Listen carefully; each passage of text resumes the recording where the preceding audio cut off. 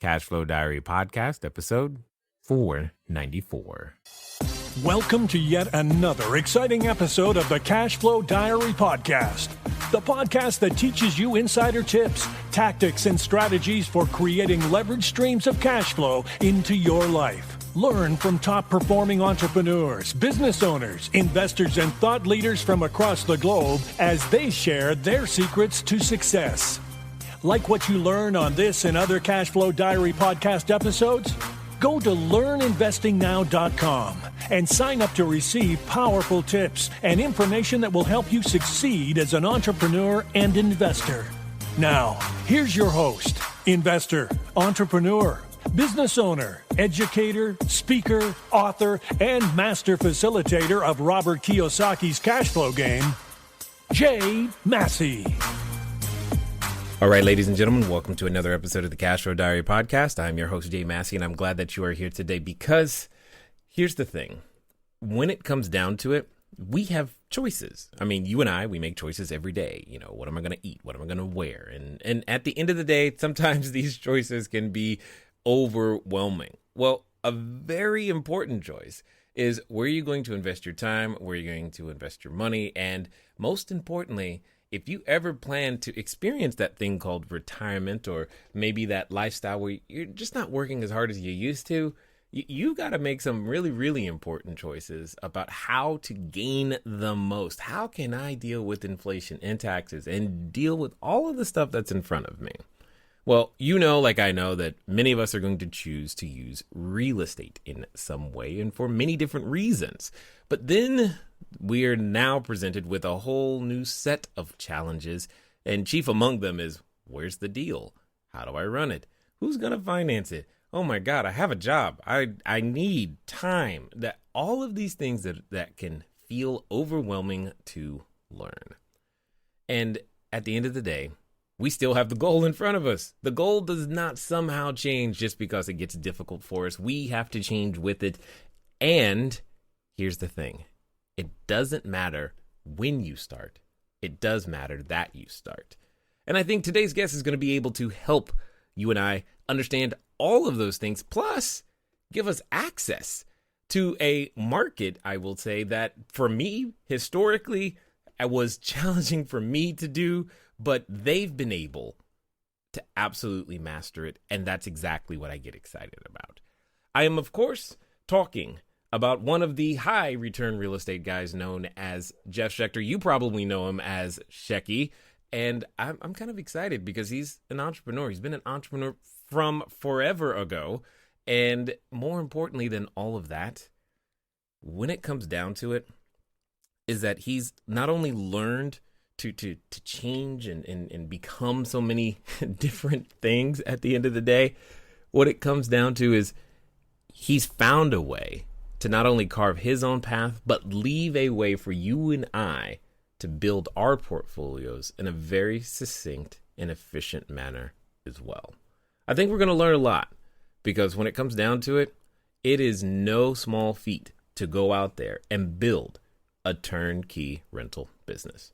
So let's listen, let's learn, let's get ready to love Shecky. Shecky, how you doing?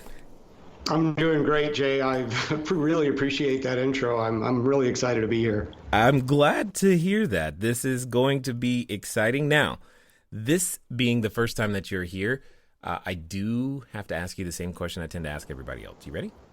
Yeah. Okay. I tend to look at today's entrepreneurs a lot like yesterday's superheroes. You know, Batman, Robin, Wonder Woman, Hulk, etc. And I think entrepreneurs and superheroes have a ton of things in common. Chief among them is that as an entrepreneur, occasionally I can envision myself running around town using our products and services and saving our customers. And maybe I am wearing a cape and tights. Also, though, as an entrepreneur, just like a superhero, there's a beginning. You know, that first time. Think about Spider-Man, for example.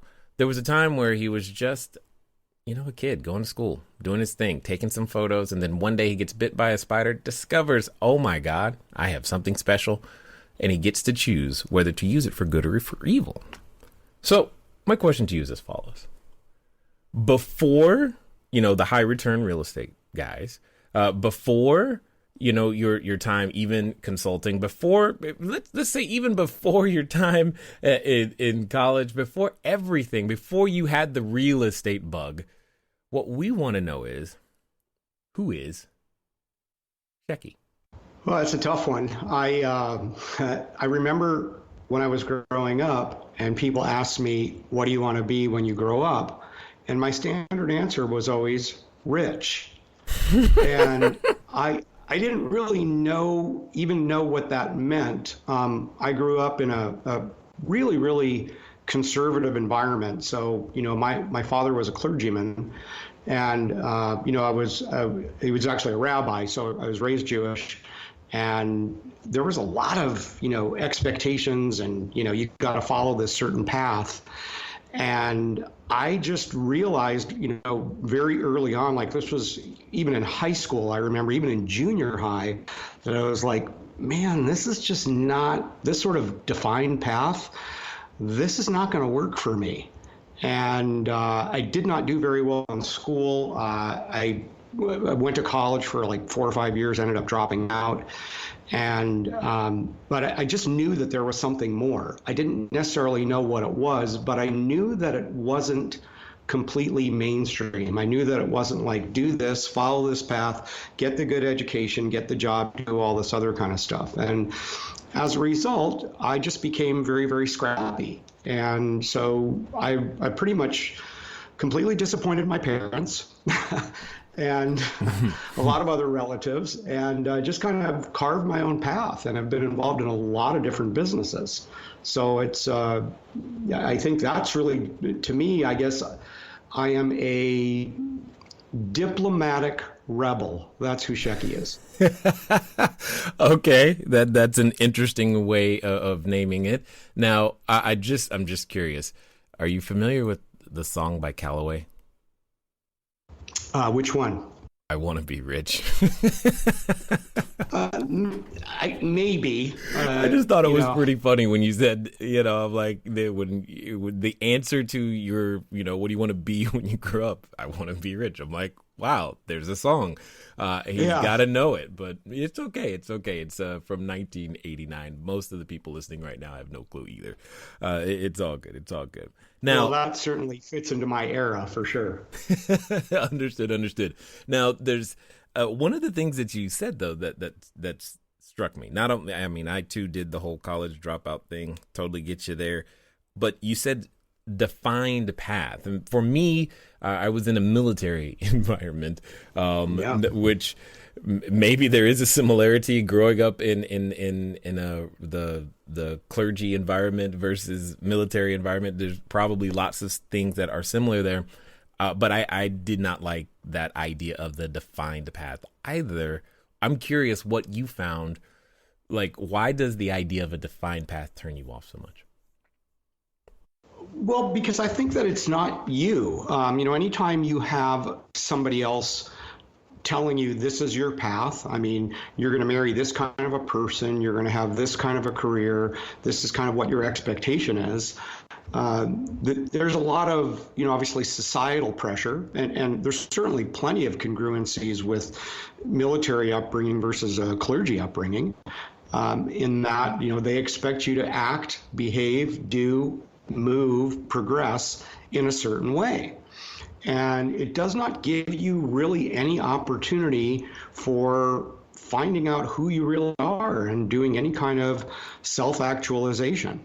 And I think there's millions of people out there that do that and don't question it, and it's fine. And they can, for the most part, probably lead normal lives or lives of maybe quiet desperation, who knows.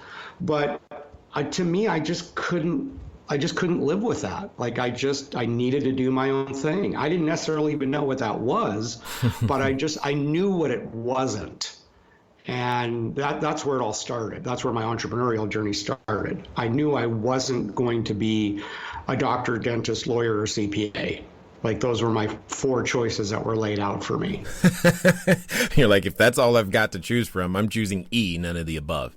So with that being the case, though, what was that time like? I mean, because I'm going to take a stab and say that there is a number of listeners who are probably feeling that same in between, I really don't know kind of space, like where I belong, because that's what you're describing. Is like, I don't know quite where I fit in. I just know where I don't.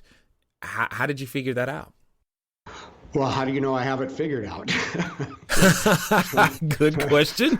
Good question. Okay. You know, I think, look, there's a danger out there. I mean, I'm very involved in personal development, and there's all this talk out there about finding your passion and go with what your soul tells you, and certainly there's some truth to all that kind of stuff. But the reality is you just got to get out there and try stuff. And I mean, as an entrepreneur, I mean, I've had plenty of failures. And I've had plenty of failures in a lot of other arenas besides, professional. I mean, I've had, failures in personal relationships as well. I've had health failures, as I know you have too.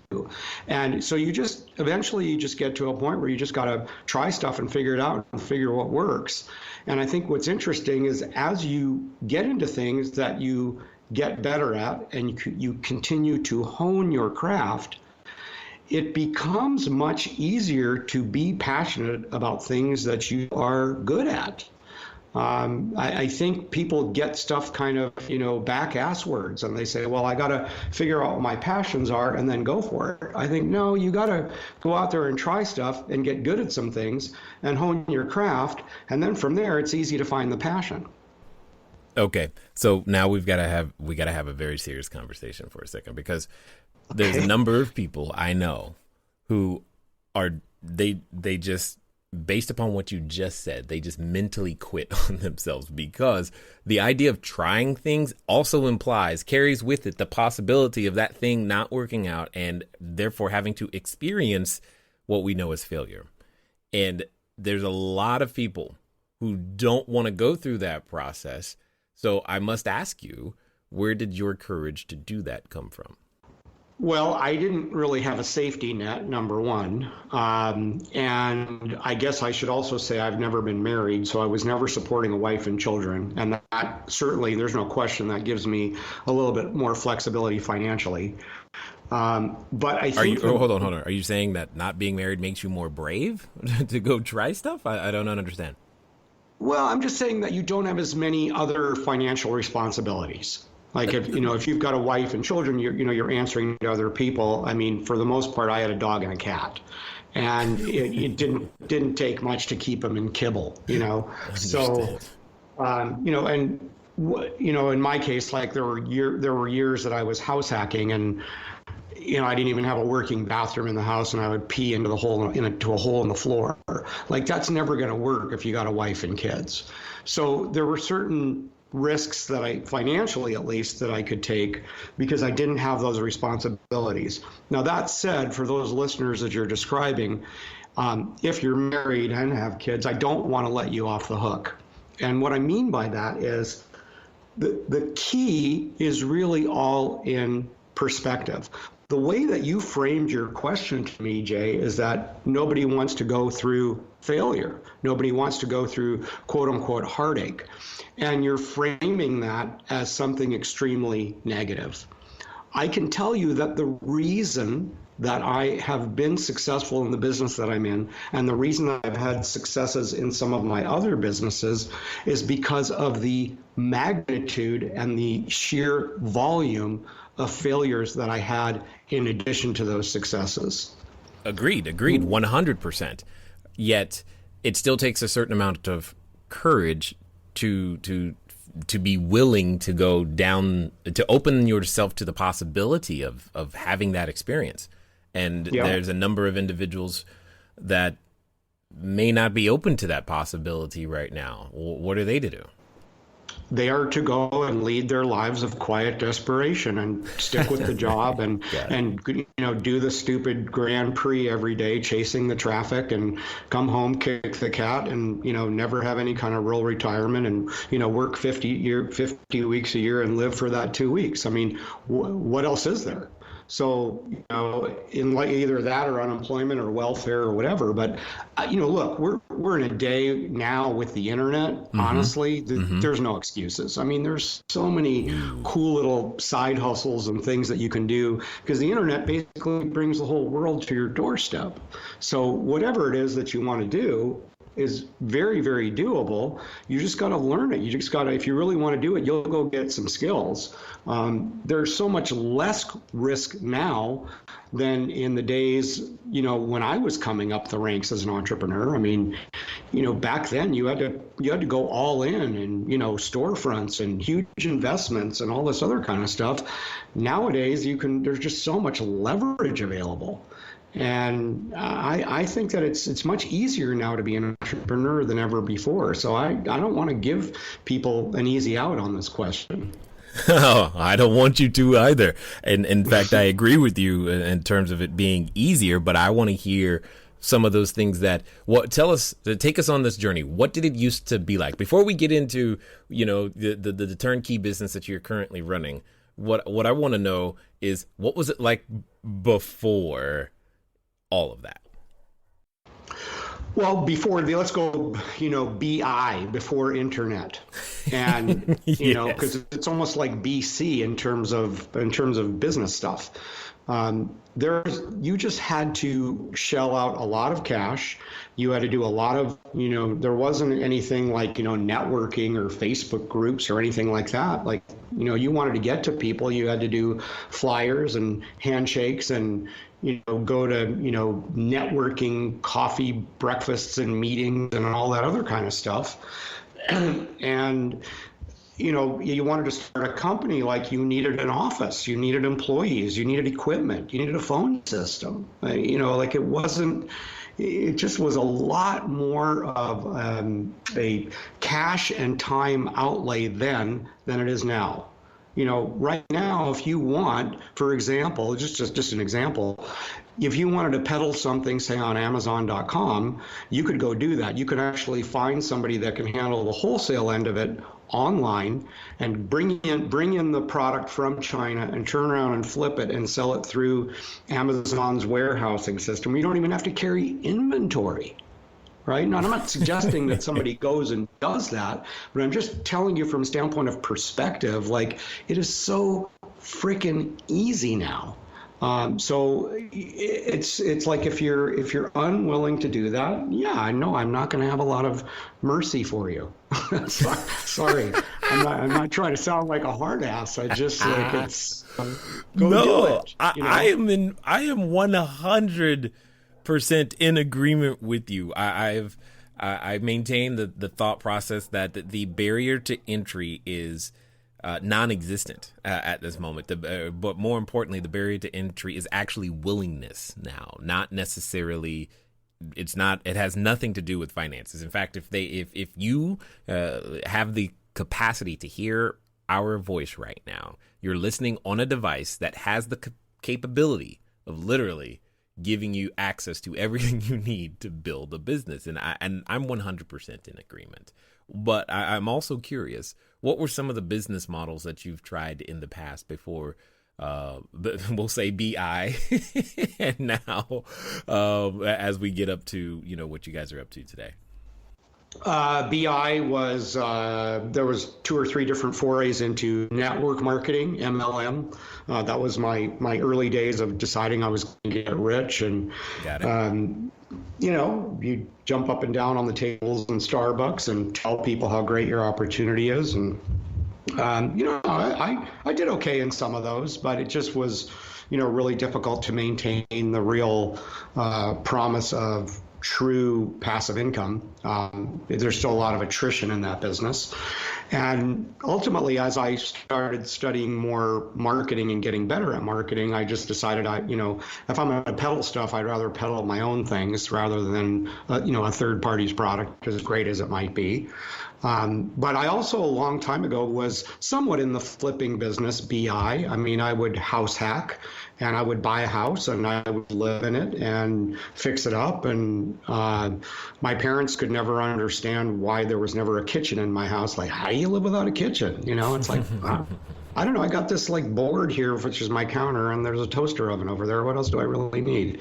So, I would just figure it out. Like I was just scrappy, and but my flipping business that eventually evolved into a flipping business, and then the internet kind of came around, and then that big crash came around in '08 and '09, and I basically got my ass handed to me on a silver platter, and I was doing things in a much more stupid way than I do them now.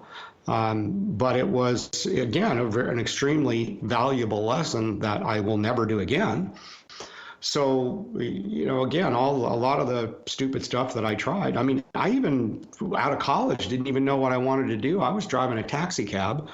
And my entrepreneurial bent was like, there's only a limited number of these, what they would call medallions, right? Which is basically the license for driving a taxi cab. So I made a deal with a guy that owned like 5 medallions. And I said, look, I'll lease them all from you 24/7. And as long as you make me a volume deal. And then I turn around and sublease those cabs to other drivers. So that way I could pick the best shifts. And then I could make a little markup on what they did. And essentially just doing that, I doubled my income of what I could do just driving myself. And again, there wasn't any big deal to it. It was just driving a taxi cab and hauling people around town. But there's always ways, if you're thinking like an entrepreneur, to hack the system.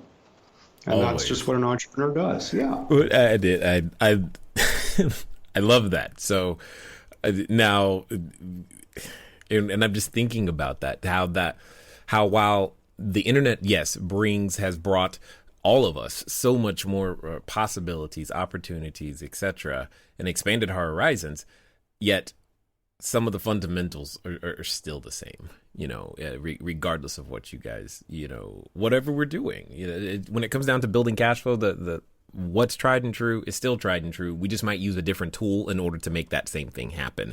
And by the way, when you were mentioning that the whole thing about the going onto Amazon, I don't know if you caught the part about you wouldn't even have to get on an airplane to go to China to do that. Yeah. I mean, you do that from your jammies in your living room. Right. All you need is a cell phone. It's just insane what's really possible. So with all of this random, we'll say, experience, why real estate, man? Hey guys, thanks for listening as always, and I'm glad that you continue to support with each and every download and subscription and share. One of the things that I want to ask you, though, is where are you listening to me from right now? I know some of you, maybe you're on a treadmill, maybe you're washing dishes, maybe you're walking that dog, and some of you are actually in a vehicle driving right now. One of the fun things that you can do, get some of your time back, is begin to living a car-free existence. But even then, it can be a little complicated. So one of the things that I want you to do is I want you to go over to Zipcar. Go to joinzipcar.com/cashflow diary. It's a way that I am able to still go get a car just for a few hours, very, very simply, so that if I have a lot of errands to run and sheets to drop off and running to the short-term rentals, or if I just want to go for a long trip up to LA and back, etc., I can rent a car for a very, very short period of time. And the cool part is I don't even have to pay for any gas. Again, go to joinzipcar.com/cashflow diary. Well, first of all, it's something that I've always been intrigued with. And, I mentioned network marketing and MLM. And if you look at statistics, the two arenas in the world which builds the greatest amount of wealth and millionaires is network marketing and real estate investing. Yes.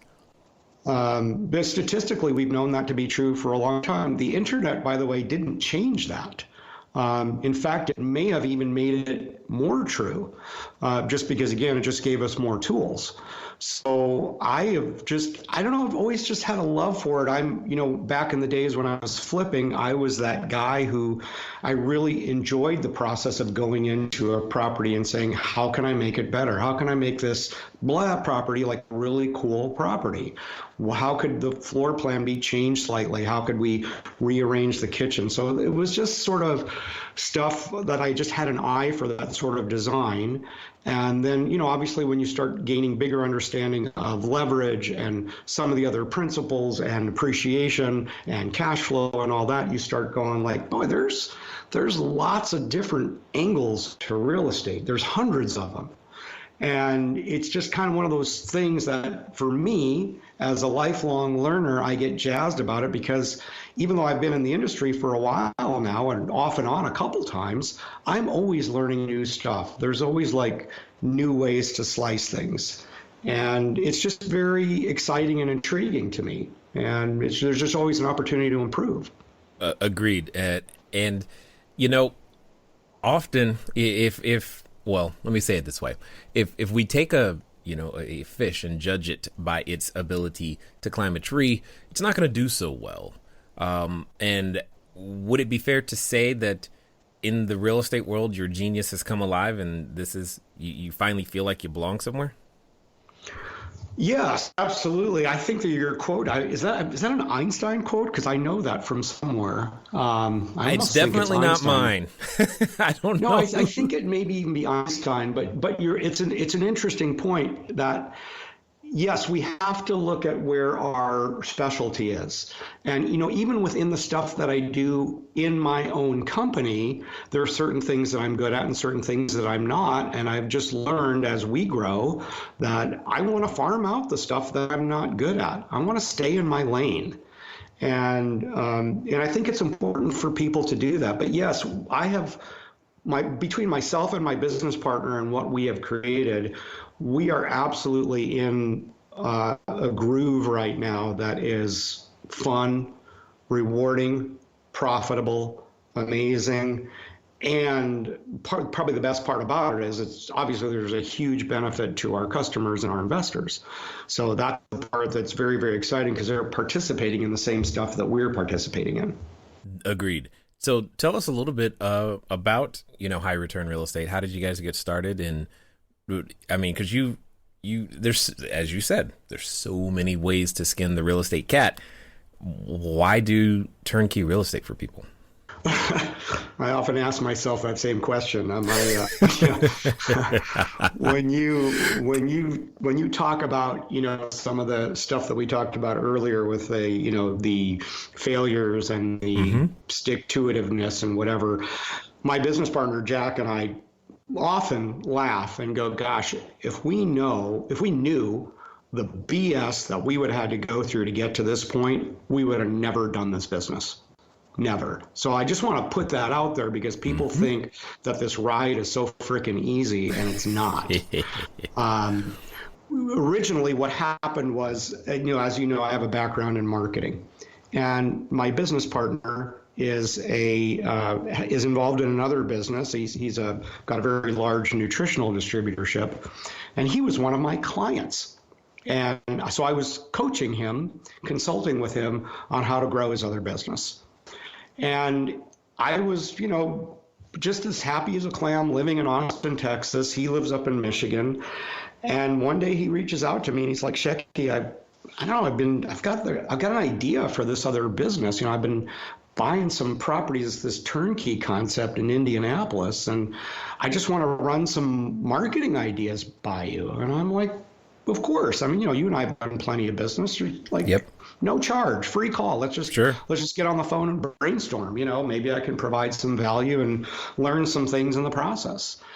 And Jay, I don't know what happened on that day. If it was like maybe I just had too much coffee, but we were just in the zone. But that 1 hour call turned into 3.5 hours, and it was just incredible. Some of the stuff that came out of there. It was just the energy between us and this playing off of each other.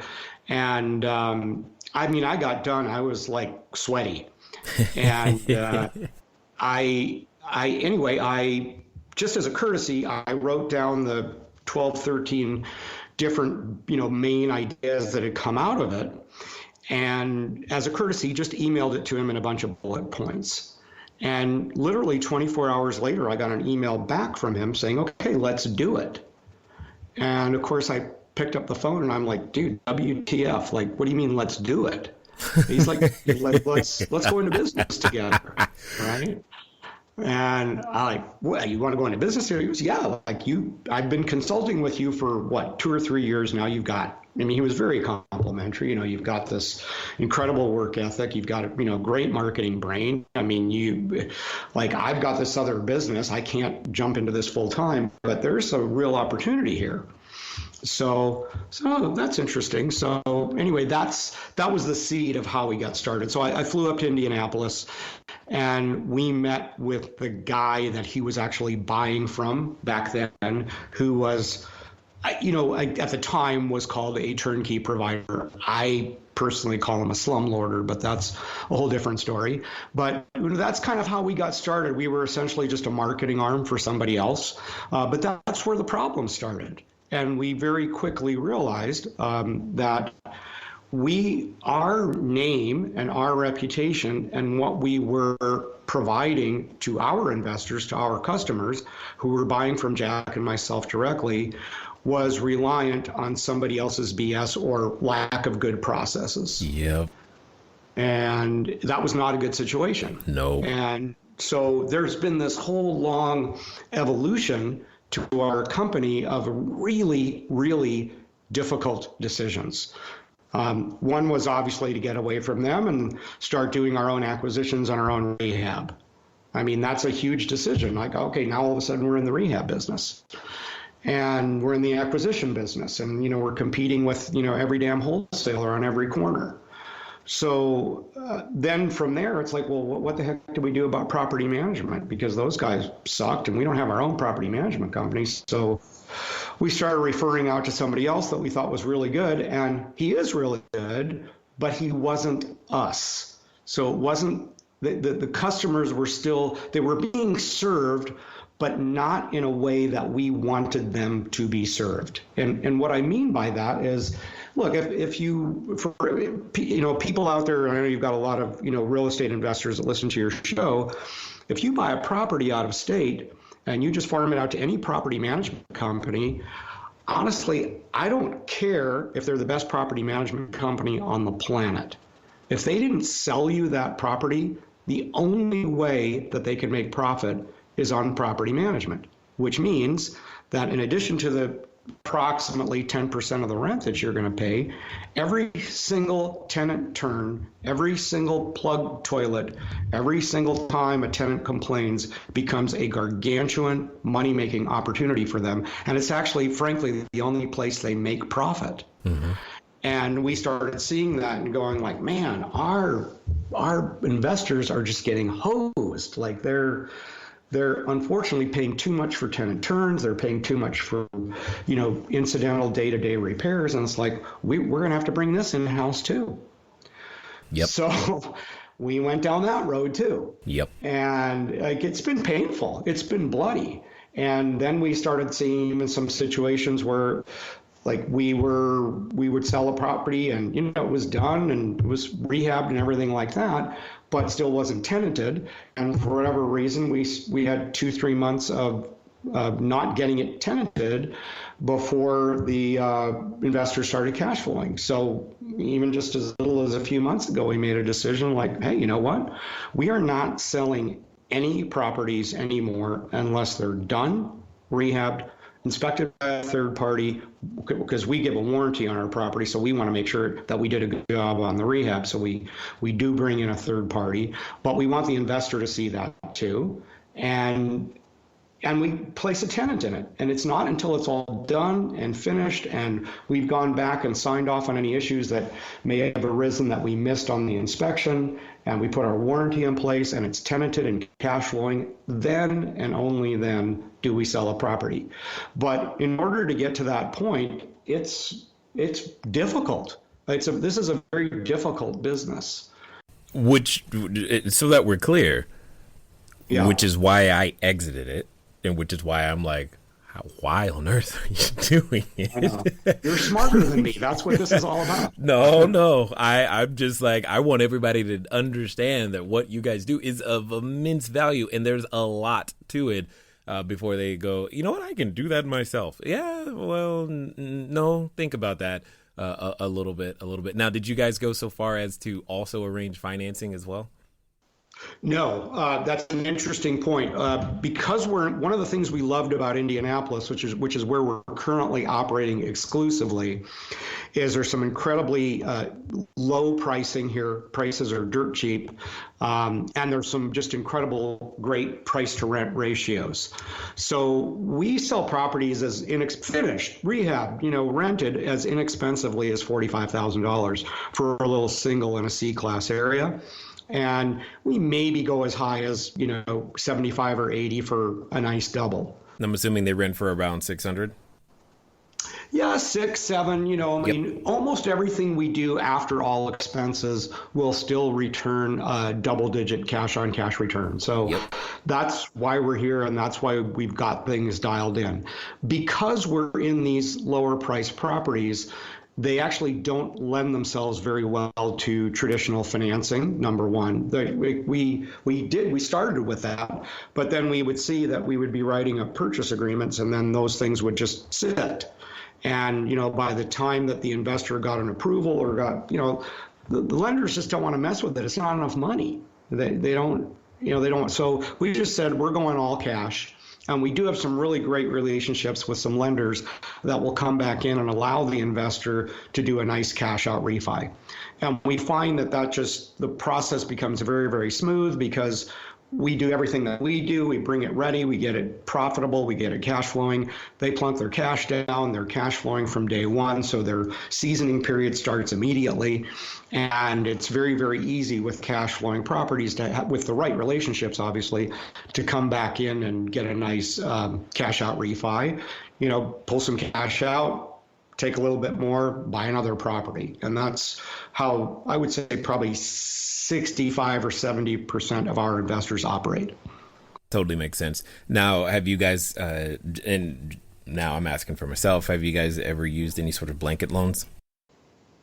No, I mean, at least behind the scenes in our own company, we've used our own cash for our inventory, and we've also got a line of credit for our company that we use when we need to buy more inventory. But it's a good relationship, and it's fairly flexible, and we can do interest only when we need to, that sort of thing. From a standpoint of our own personal portfolios, we're just like all of our customers. We'll pay cash for it and come back around and do a cash out refi if we want to, or we'll just hold it for cash because it's got nice cash flow. But we essentially are just like our customers on a personal level. Totally understood. So what's the end game for you guys? What do you guys hope to do, say, in the future? What's the next step for high return? Well, I have a lot of great ideas. Whether we're going to pull them off or not is, again, I'm an entrepreneur. So, I mean, for right now and the immediate, I would say the next 2-3 years for us is just scaling up, because now we're to that point where what I've previously described, we've got all the parts and pieces in place. We've got, the right players. We've got the right project management software. I mean, like all the stuff that we've had to put in behind the scenes has been like, I mean, just incredible. But the backbone now is built and it's working. And so for us, it's just scaling up. We may we're looking at possibly 1 or 2 other markets, but I'm not that keen on it until we get to, double or triple what we're doing in Indianapolis currently, because all of our crews and teams and everybody that we work with is here. Right. I do envision a day, I mean, technology is changing things, and I get very curious about stuff like 3D printing houses. I know it's crazy, but I just feel like, there's some opportunities that I think that are coming up, and I don't know if we'll get into it or not, but why couldn't we buy some nice, cheap inner city vacant lots and put a 3D printed house on there for, about the same price as what it costs to buy, one of our 40 or 50-year-old properties right now.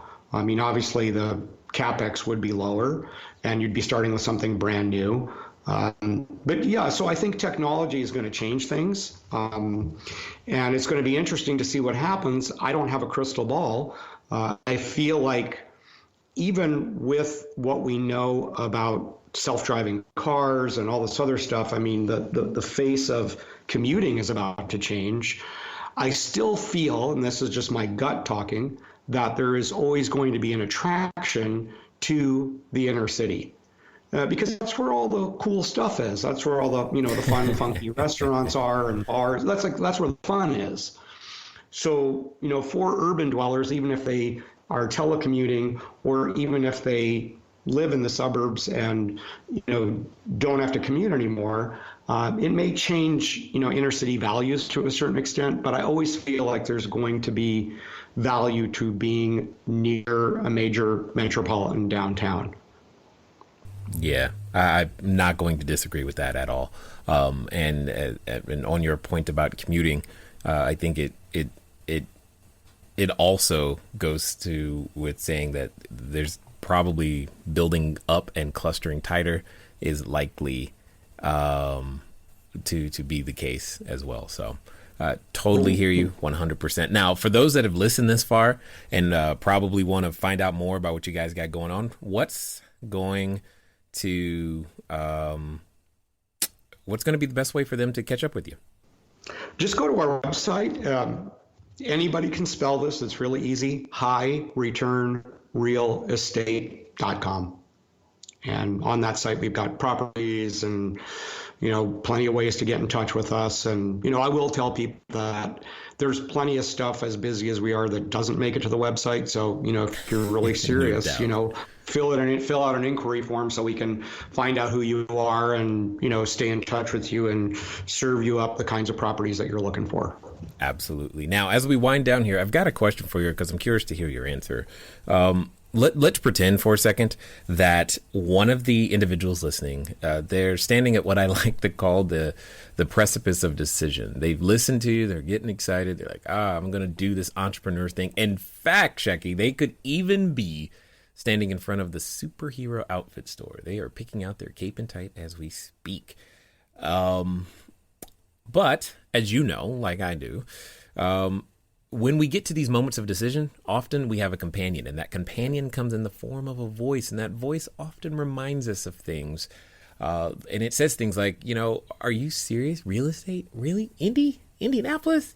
Are you sure? I mean, come on. Really? Real estate that doesn't work. I mean, do you remember the last time you tried something new and what happened? And that voice continues to remind us. And for some people, they're even related to that voice. So my question to you is as follows. Let's pretend that this time it's going to be different. They're going to move through and actually follow through on whatever you say. In fact, they're going to do so in the next 24 to 48 hours. What would you suggest that they do? Well, I think, look, a normal amount of skepticism is very good. As a fairly spiritual person, what you have to do first off is learn to separate the intellectual conversation that's going in your head versus the feeling, the soul conversation. And not everybody can necessarily do that. Sometimes that's just sitting quietly, meditating, whatever you want to call it. But I would encourage people to just go out and look around. Look, there's some good turnkey companies out there. I mean, if you're looking for buy and hold, certainly we're an excellent choice. But I think what you have to do is do your due diligence before you invest in anything. Do your due diligence before you jump off that cliff. You have to not only be convinced, intellectually that it's a good move, like it makes sense and the numbers work and all that, but you also have to feel good about it. That said, you can't listen too much to that intellectual voice that goes, hey, you screwed up before, you did that, whatever, because that's the thing that's going to lock you down in fear, and that's going to create indecision, and indecision is going to create non-movement. And let's face it, you're not going to accomplish anything standing still. I'll volunteer this. So I think I mentioned to you, Jay, that I'm a customer of our own business. But at the outset, I was a customer of that initial, slumlording dude, let's just say that. And dude, I lost my ass. I mean, but I took the leap, and there was a lot of things that I learned. And as a result of that knowledge that I gained by losing my ass, Yep. I now know how to make 10 times as much money by not doing what I did before. Yep. Yeah. So, again, there's no real easy answer to your question. It's, it's the dilemma that everybody faces at one time or another. I mean, people face that same question when they're right about to walk down the aisle and get married. Like, should I really be committing my life to this person? Maybe they're amazing, maybe they're not, but there's always going to be doubt. There is an old saying, feel the fear and do it anyway. Yep. Agreed. And when you do that, that's like a muscle too. So the more that you tend to do things that you're afraid of, the easier it becomes.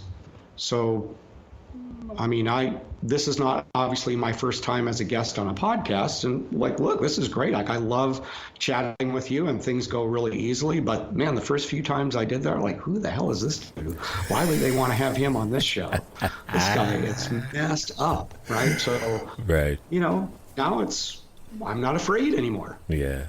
We're all just people at the end of the day, which is great. And I definitely appreciate your perspective, your just do it attitude, and to go out there and try stuff. And let me be the first to say thanks for taking the time to share your knowledge, your wisdom, as well as your insight here with us today at the Cashflow Diary. My pleasure. It's been great. All right, ladies and gentlemen, you know what time it is. It's time for you to move at the speed of instruction. What does that mean? That means highreturnrealestate.com. Why? Because you have thought about it long enough. Take the next step. Fill out the inquiry. Why? Because it puts you into action. Nothing is going to change. You looked at your taxes bill last year and you were upset about it and you want it to change. Well, cool. highreturnrealestate.com. Fill it out. And I think that there's lots of benefits to you that will accrue from moving forward. Ladies and gentlemen, we only have now. That's the only time we get. And right now, it's time for you to make something happen. It's been fun talking to you guys today. I look forward to talking to you soon. Until next time.